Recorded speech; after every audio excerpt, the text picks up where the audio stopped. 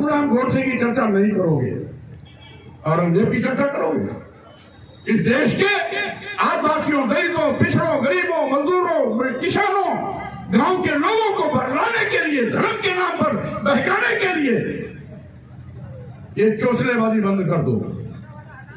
इसी सरकार की कलई को खोलने के लिए मैंने तय किया है ये पूरे उत्तर प्रदेश में संविधान सम्मान और जनहित यात्रा चलेगी। साथियों, यही नहीं, संविधान सम्मान हमने नाम क्यों रखा? क्योंकि आज संविधान की मजाक उड़ाई जा रही है। संविधान ने इस देश के अनुसूचित जात, अनुसूचित जनजात, पिछड़ों को जो आरक्षण दिया है, सरकार साजिश के तहत आरक्षण खत्म कर रही है। यही नहीं, आज संवैधानिक मान्यताओं को नकारने का काम कर रही है। संविधान खतरे में है। अगर 400 के पार का नारा इनका सही हो गया होता तो आज संविधान बदल गया होता, यहां मनुस्मृति संविधान लागू हो गया होता। ये तो सावधान, ये तो हमने नारा दिया था उस समय मैं समाजवादी पार्टी में था, मैंने नारा दिया था संविधान बचाओ, भाजपा हटाओ। जो बाद में सभी पार्टियों ने उसको मुद्दा बना लिया और उसके नाते 400 के पार नारा देने वाले लोग बैसाखी पे आ गए, 400 पार का नारा सपना रह गया।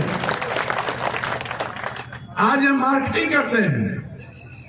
अयोध्या में राम की मार्केटिंग कर रहे थे और राम ने सोचा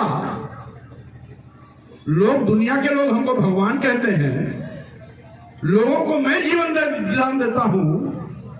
इस देश का प्रधानमंत्री कितना बड़ा, हमसे ही बड़ा हो गया, जो हमको प्राण प्रतिष्ठा देकर के हमें दान देने की कोशिश कर रहा है। इसको सबक सिखाना है। और अयोध्या के लोगों ने लोकसभा के चुनाव में भाजपा को हरा दिया। अब ये महाकुंभ की मार्केटिंग कर रहे हैं। लाभ वाले विभाग बेचे गए और लिया कौन? अदानी और अंबानी। यानी जिन सरकारी विभागों में देश के नौजवानों को सरकारी नौकरी मिलना चाहिए था, इस निकम्मी सरकार ने उनके भंचों पर पानी फेरा है, उनके सपनों का कत्ल किया है, उनकी उम्मीदों को हमेशा के लिए नकारने का काम किया है।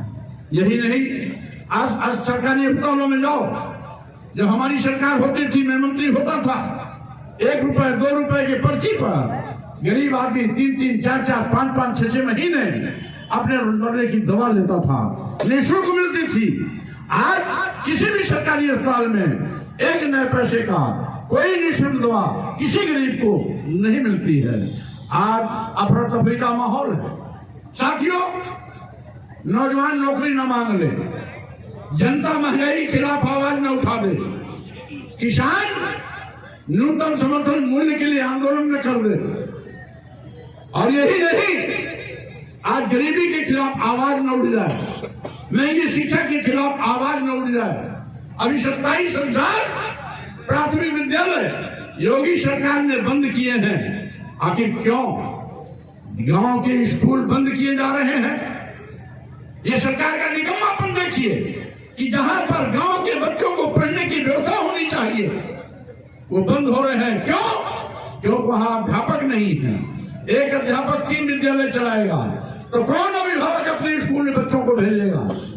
इसलिए मेरी मांग है मोदी सरकार से, मेरी मांग है मोदी सरकार से कि आज आप 1 नेशन 1 इलेक्शन की बात करते हो, जो कभी संभव नहीं है।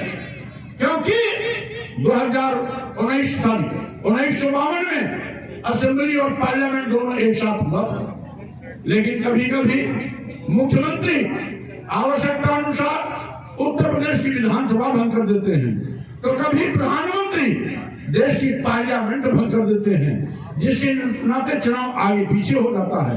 ये आगे भी आगे पीछे होने की पूरी संभावना रहेगी। लोकतंत्र में एक साथ चुनाव संभव है ही नहीं। इसलिए अगर मोदी जी आपको एक करना ही है तो 1 नेशन 1 एजुकेशन की बात करो,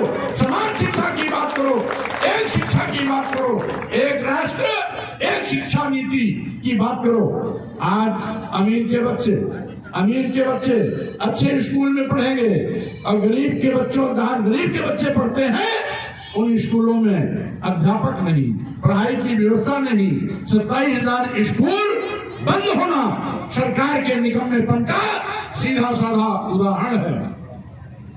इन कमियों पर आपका ध्यान न जाए। इसलिए मोदी योगी सरकार साजिश के तहत कभी हिंदू मुस्लिम का नारा देगी, कभी मस्जिद में मंदिर खोलने का काम करेगी और आज औरंगजेब का नाम उछालकर आपका ध्यान भटकाने में लगी है।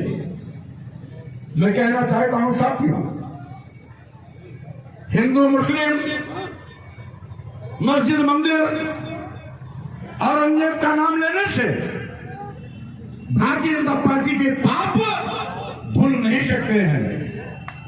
इन मुद्दों को उछालने से हिंदू मुस्लिम मस्जिद मंदिर औरंगजेब का नाम लेने से नौजवानों को रोजगार नहीं मिल सकता, महंगाई पर अंकुश नहीं लग सकता, किसानों को लाभकारी मूल्य नहीं मिल सकता। आज चरमराई स्कूल व्यवस्था सुधर नहीं सकती। आज नौजवान ददर की ठोकरें खा रहे हैं, वो उस पर नकेल नहीं लग सकता। यही नहीं, सरिया जो सरकारी संपत्ति बेची जा रही है, साथियों एक एक करके इनकी कलई न खुले, इसलिए साजिश के तहत ये मुद्दे उठाए जाते हैं। आपको सावधान रहना चाहिए। और मैं ये कहना चाहता हूं, इस देश का मुसलमान, इस देश का सिख, इस देश का ईसाई, इस देश का पादरी, इस देश का बौद्ध, ये कोई दूसरा नहीं है। ये इसी देश के वो दलित आदिवासी पिछड़े हैं जो समय समय पर सम्मान के लिए कोई बौद्ध बना, कोई जैन बना, कोई सिख बना, कोई ईसाई बना, कोई मुसलमान बना, कोई पादरी बना। इसलिए ये हमारे भाई हैं।